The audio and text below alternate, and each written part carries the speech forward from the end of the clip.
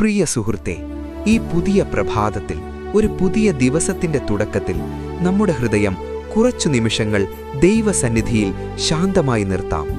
ദിവസത്തിന്റെ തിരക്കുകൾ ആരംഭിക്കുന്നതിനു മുൻപ് നമ്മുടെ ചിന്തകൾ ദൈവത്തിന്റെ വചനത്തിലേക്ക് തിരിക്കാം.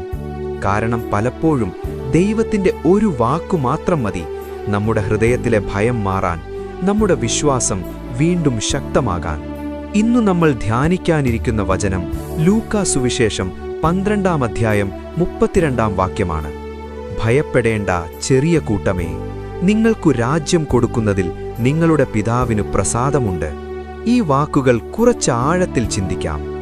യേശു പറഞ്ഞത് വലിയ കൂട്ടമേ എന്നല്ല, ശക്തരായവരെ എന്നുമല്ല. അവൻ വളരെ സ്നേഹത്തോടെ പറഞ്ഞത് ചെറിയ കൂട്ടമേ എന്നായിരുന്നു. അത് നമ്മളെക്കുറിച്ചാണ്. കാരണം ജീവിതത്തിലെ പല സമയങ്ങളിലും നമ്മൾ തന്നെ നമ്മളെക്കുറിച്ച് ഇങ്ങനെ ചിന്തിക്കാറുണ്ട്: ഞാൻ വളരെ ചെറിയ ഒരാളാണ്, എൻ്റെ പ്രശ്നങ്ങൾ വളരെ വലുതാണ്, എനിക്ക് ചിലപ്പോൾ ഭയം തോന്നുന്നു. പക്ഷേ യേശു നമ്മളോട് പറയുന്നു, ഭയപ്പെടേണ്ട. നമ്മൾ ചെറിയ കൂട്ടമായിരിക്കാം, പക്ഷെ നമ്മോടൊപ്പമുള്ളത് നല്ല ഇടയനാണ്. ഒരിടയൻ തൻ്റെ ആടുകളെ ഒരിക്കലും മറക്കുകയില്ല. ഒരാടിനെയും അവൻ കൈവിടുകയില്ല. ഈ പുതിയ പ്രഭാതത്തിൽ നമ്മൾ ഓർക്കേണ്ട ഒരു സത്യം ഇതാണ്: നമ്മൾ ഒരിക്കലും ഒറ്റയ്ക്കല്ല, ദൈവം നമ്മോടൊപ്പം നടക്കുന്നു. ഇപ്പോൾ നമുക്ക് കുറച്ചു നിമിഷങ്ങൾ ദൈവസന്നിധിയിൽ പ്രാർത്ഥിക്കാം. കർത്താവായ ദൈവമേ, ഈ പുതിയ പ്രഭാതത്തിൽ ഞങ്ങൾ നിന്റെ സന്നിധിയിൽ വരുന്നു, ഒരു ചെറിയ കൂട്ടമായി. പലപ്പോഴും ദുർബലരായെങ്കിലും പലപ്പോഴും ഭയപ്പെടുന്നവരായെങ്കിലും ഞങ്ങൾ നിന്നെ ആശ്രയിച്ചാണ് വരുന്നത്. കർത്താവേ, ഞങ്ങളെ സ്വീകരിക്കണമേ. ഞങ്ങളെ നിന്റെ സ്വന്തം ജനമായി കാത്തുസൂക്ഷിക്കണമേ. ജീവിതത്തിലെ ബുദ്ധിമുട്ടുകൾ ഞങ്ങളുടെ വിശ്വാസം തളർത്താതിരിക്കുവാൻ ഞങ്ങളെ ശക്തിപ്പെടുത്തണമേ.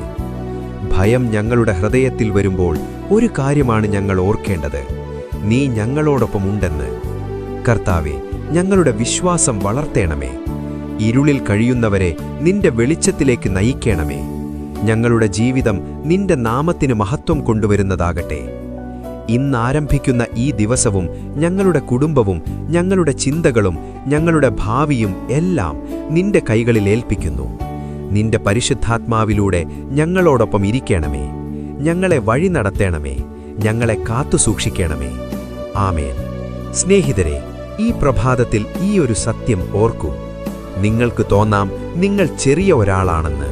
പക്ഷേ നിങ്ങളുടെ സ്വർഗീയ പിതാവ് നിങ്ങൾക്കായൊരു രാജ്യമൊരുക്കുകയാണ്.